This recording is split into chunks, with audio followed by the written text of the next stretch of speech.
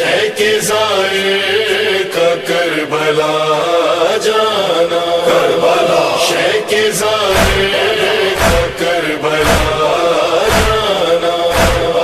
کچھ نہ ملے زیارت حسین پر، کچھ نہ ملے،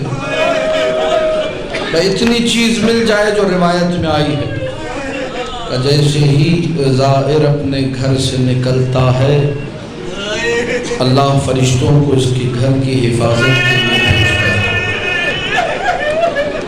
جیسے ہی زائر کربلا پہنچتا ہے 4000 فرشتے استقبال کرتے ہیں۔ اب مجھے نہیں معلوم میں یہ جملہ کیسے پڑھوں، جیسے ہی زائر قبر حسین کے قریب پہنچتا ہے خود حسین قبر سے باہر آ جاتا ہے۔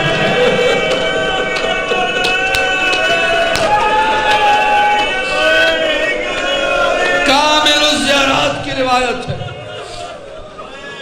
حسین خود قبر سے باہر آ جاتے ہیں۔ سنو روایت کے جملے ہیں، سن لو، اس کے بعد مصائب کے 2 جملے۔ اور رخ کرتے ہیں مدینہ منورہ کا، اے میرے نانا رسول اللہ، یہ میرا زائر اپنا وطن چھوڑ کر آیا ہے۔ ایک پردیسی کے لیے دعا کر رہا ہے۔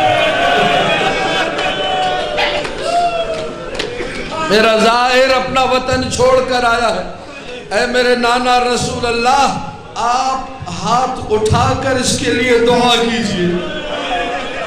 اپنے نانا سے التماس دعا کہتے ہیں، اپنے بھائی حسن مجتبیٰ کی قبر کی طرف رخ کرتے ہیں، بقی کی طرف، اے میرے بھائی حسن مجتبیٰ، آپ بھی ہاتھ اٹھا کر میرے زائر کے لیے دعا کیجئے۔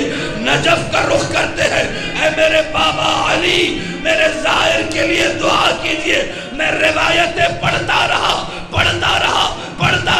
مجھے نہیں ملا کہ اپنی ماں فاطمہ زہرا کو جب دعا کا کہا ہو تو مدینہ کا رخ کیا ہو۔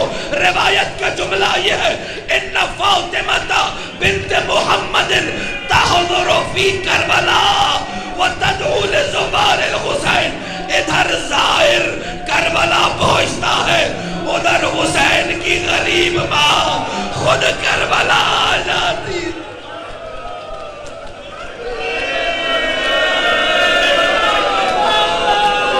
اے میرے اللہ، اے میرے اللہ، میرے غریب حسین کا زائر آیا ہے، اس کے گناہوں کو بخش دے۔